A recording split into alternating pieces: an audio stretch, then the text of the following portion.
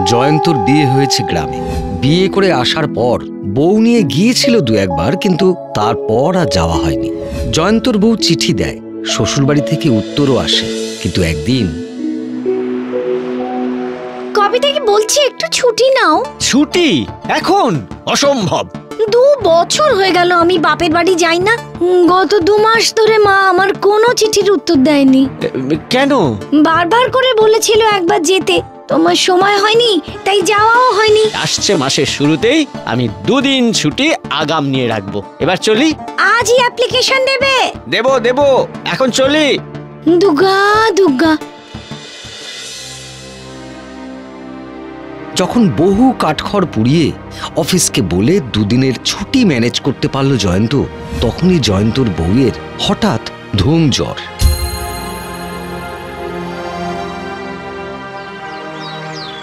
একটু সুস্থ হতেই, কি গো, এখন কেমন আছো? ভালো। কি তুমি রেডি হওনি এখনো? আমি যাচ্ছি না। না না না না না, আমি কোনো কথা শুনবো না। অনেক দিন বাবা মার কোনো খবর পাইনি গো। এরপর আবার তুমি ছুটি পাবে না। একবার ঘুরে এসো, খবর পেলেই আমার শান্তি। বেশ, তাহলে দুপুরের ট্রেন ধরবো, সন্ধ্যের মধ্যে পৌঁছে যাব।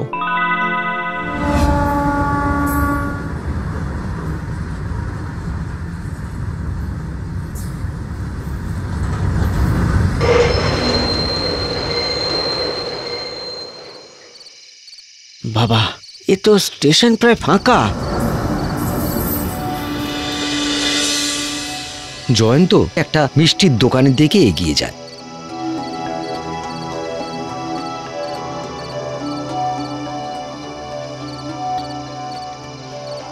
দাদা, রিক্সা স্ট্যান্ডটা কোথায়? ওইদিকে।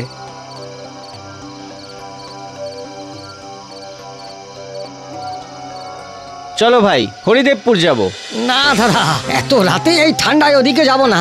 ও ঠিক আছে, নিকুচি করেছি, হেঁটেই যাব। পথ যখন চিনি তখন আর অসুবিধে কোথায়? ওই কলাইপুর পেরোলেই হরিদেবপুর। কিন্তু বড়ই অন্ধকার, কিছুই দেখা যাচ্ছে না। অন্ধকারে প্রায় হাতড়ে হাতড়ে চলতে থাকে জয়ন্ত। তার কেমন যেন মনে হয় কি যেন তার পিছন পিছন আসছে। 1-2 বার তাকায়, কিন্তু কাউকে দেখতে পায় না। কেমন একটা ছমছম করে ওঠে। হঠাৎ, ওদিকে নয় দাদা বাবু, এদিকে। কে? আগে আমি কানাই। তা তোমাকে এত আবছা দেখাচ্ছে কেন গো? কুয়াশা হয়েছে তো বাবু। সে কি? আর সব তো স্পষ্টই দেখতে পাচ্ছি। রাত বাড়ছে, মা ঠাকুরুন বলছিলেন আজ আবার কাল রাত্রি, তাড়াতাড়ি পা চালান। আমি আপনার সামনে সামনে যাচ্ছি, কেমন? এ কি, কোথায় তুমি? এই তো সামনে। তুমি এত তাড়াতাড়ি সামনে পৌঁছলে কি করে? আপনি সামনে তাকিয়ে চলুন, আমাকে দেখতে পাচ্ছেন তো? হ্যাঁ, কিন্তু ওই আবছায়ার মতো। ব্যাস, হতেই হবে। আমার পেছন পেছন চলে আসুন।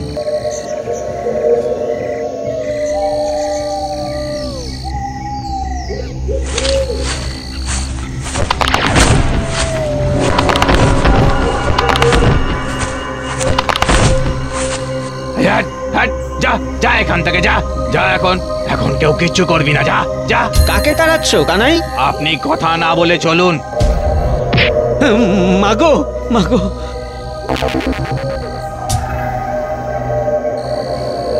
ওদিকে দেখবেন না বাবু।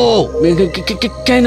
এই কাল রাত্রিতে অনেক লোভ লালসা পাতাল ফুঁড়ে উঠে আসে মানুষকে রসাতলে নিয়ে যাওয়ার জন্য। আসুন, ওই যে আপনার শ্বশুর বাড়ি।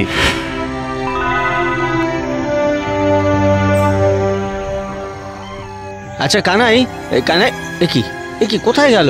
সাত করে কি শাশুড়ি মা রেগে গিয়ে মাঝে মধ্যে ওকে বেটা ভূত বলে গাল দিতেন? সত্যি ভূতই বটে। শ্বশুর বাড়ির সামনে এসে জয়ন্ত দেখতে পায় ঘরে একটা টিমটিমে আলো জ্বলছে, কিন্তু মানুষের কোনো সাড়া শব্দ নেই।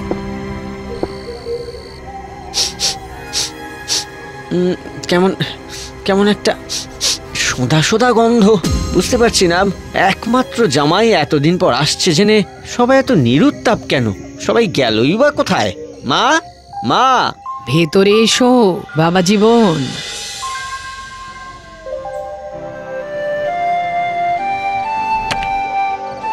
বাবা, এ তো ঘরে অনেকদিন ঝাঁট পড়েনি মনে হচ্ছে। এ ঘরে কি কেউ থাকে না নাকি? ওখানেই বসো বাবা। এখানে? হ্যাঁ, ওই খাটের ওপর। তুমি ততক্ষণ কিছু মুখে দাও। ওই তো তোমার পাশে দেখো। আরে, কোথা থেকে এলো এগুলো? কে আনলো? এই তো কানাই রেখে গেল, তুমি খেয়াল করনি। নাও, খেয়ে নাও। ও আমার জামাই। ও সব জানি না, ওকে আর ফিরে যেতে দেওয়া হবে না। ও আমার জামাই, ওর কোনো ক্ষতি আমি হতে দেব না। এত জনকে তুমি আটকাবে কি করে? নিয়মের বিরুদ্ধে গেলে তোমাকে পাতাল ঘরে রুদ্ধ করা হবে, মরতে ওকে হবে। না না না,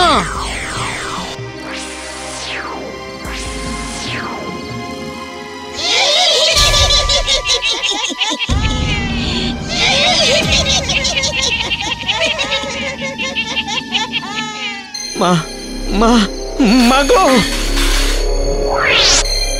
টেবিলের ওপর থেকে চাবির গোছাটা তুলে নাও বাবা। সঙ্গে লোহা থাকলে কেউ তোমায় কিচ্ছু করতে পারবে না।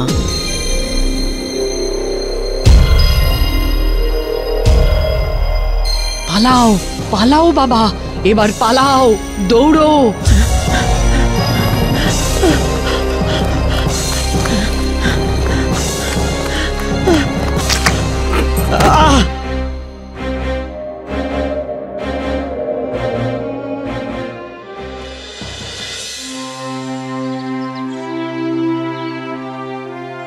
জল, জল। এই জল দে, জল দে।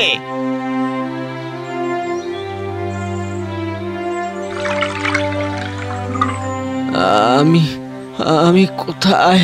এটা হলো কলাইপুর গ্রাম। আমার আমার শ্বশুর বাড়ি। আপনার শ্বশুর বাড়ি কোথায়? হরিদেবপুর গ্রামে। কাল রাতে আমি সেখানে গেছিলাম। বলেন কি, সে গ্রাম তো এখন শ্মশান মশাই। গত 2 মাস আগে কলেরায় একেবারে উজাড় হয়ে গেছে, কেউ বেঁচে নেই।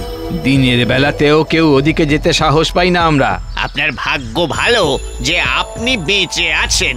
তা কোথায় যাবেন? কলকাতা। জয়ন্ত একটা রিক্সা করে ফিরে আসে স্টেশনে দাঁড়ানো ট্রেনে একটা রোদ ঝকঝকে জানলা দেখে বসে পড়ে জয়ন্ত।